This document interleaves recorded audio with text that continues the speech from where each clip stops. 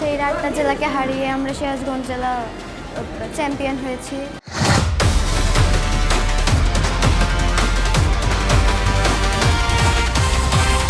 আমরা এখানে চ্যাম্পিয়ন হয়ে অনেক ভালো লাগছে।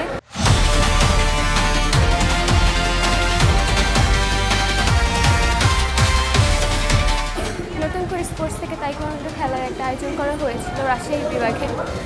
সিরাজগঞ্জ থেকে আমরা মোট 4 জন যাই, 2টা মেয়ে 2টা ছেলে। ওখান থেকে আমরা 8টা জেলার সাথে ফাইট হয়ে 3টা রাউন্ড করে হয়ে ওখান থেকে আমরা ফার্স্ট হয়ে এসেছি।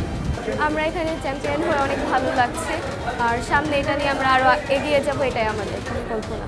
আমরা সিরাজগঞ্জ তাইকোয়ান্ডো জেলা থেকে খেলে রাজশাহী বিভাগে গিয়েছিলাম নতুন করে স্পোর্টসে। তো সেখানে আমরা মোট 4 জন গিয়েছিলাম, আমরা 2 জন ফাইট করে 8টা জেলার সাথে ফাইট করে চ্যাম্পিয়ন হয়েছি। তো আমার চ্যাম্পিয়নে খুব ভালো লাগতেছে।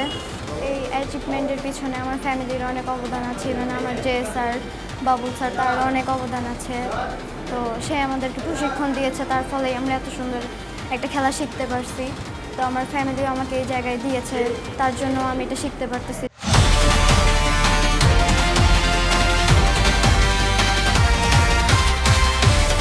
রাজশাহী বিভাগে আমার মেয়ে 8টা জেলার সাথে খেলছে, অনেক কষ্ট করে এত দূর এগিয়ে আসছে। এটা আমার কাছে অনেক আনন্দের ব্যাপার, আমি অনেক খুশি।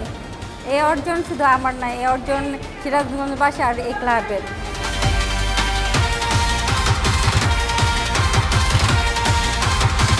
আমার তো অবশ্যই ভালো লাগছে, কারণ ইতিপূর্বে আমাদের অনেক স্টুডেন্ট আছে, আমাদের অনেক অর্জন আছে। পরে আমার এখান থেকে 2টি মেয়ে এবার রাজশাহী বিভাগের মধ্যে চ্যাম্পিয়ন হয়েছে, সেজন্য আমি অত্যন্ত খুশি। বর্তমান সময়ে মার্শাল আর্ট তাইকোয়ান্ডো খুবই জরুরি, শেখার দরকার প্রত্যেকটা ছেলে মেয়েদের। স্কুলব্যাপী এটা বাংলাদেশের মাননীয় প্রতিমন্ত্রী, ক্রীড়া প্রতিমন্ত্রী তিনি বলছেন যে প্রত্যেকটা স্কুলে যেন মার্শাল আর্টটা বাধ্যতামূলক করা হয়। তা আমরা ওনার কাছে কৃতজ্ঞ যে উনি এই ব্যবস্থা করাতে আমরা অনেক খুশি। প্রত্যেকটা স্কুল এবং প্রাথমিক পর্যায়ে যেভাবে মার্শাল আর্টটা শুরু যদি হয়, তাহলে ইনশাল্লাহ আগামীতে আমরা অলিম্পিকে আশা করি আমরা অলিম্পিকে যাইতে পারবো। ছোটো থেকে না শিখলে এগুলো হয় না, তো সেটা ক্রীড়ামন্ত্রীর মাধ্যমে হয়তো জিনিসটা আমরা পাবো ইনশাল্লাহ।